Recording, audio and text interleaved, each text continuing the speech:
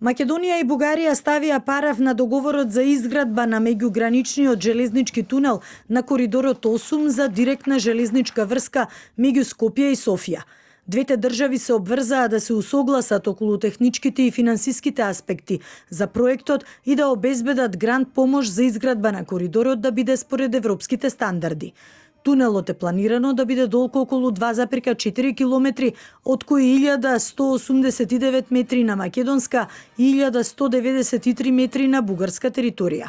Првата фаза од Куманово до Белјаковце веќе е завршена и веќе е ставена во функција од месец јануари оваа година. Втората фаза од Белјаковце до Крива Паланка се работи во моментот. Рокот за изградба е октомври 2026 година.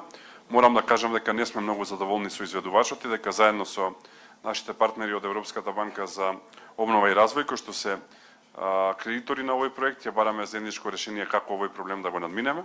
Транспортната оска која што помрзува Црно море со Адриатското, таа поврзува Бургас, Софија, со Скопје, со Тирана и со Дураст. И овој коридор е исклучиво важен за сигурноста на Југоисточна Европа, за безбедноста на Балканот како регион и кичмата на југоисточниот план на Алијансата.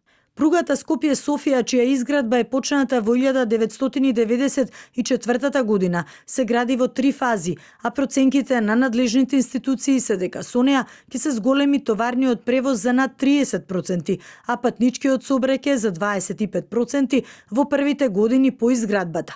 Договорот за подготовка, изградба и оперативност на тунелот, што ќе биде меѓугранична точка на двете држави на коридорот 8, беше потпишан во присуство на представници на Европската комисија, НАТО, САД, Европската инвестициска банка, Европската банка за обнова и развој и на Светска банка.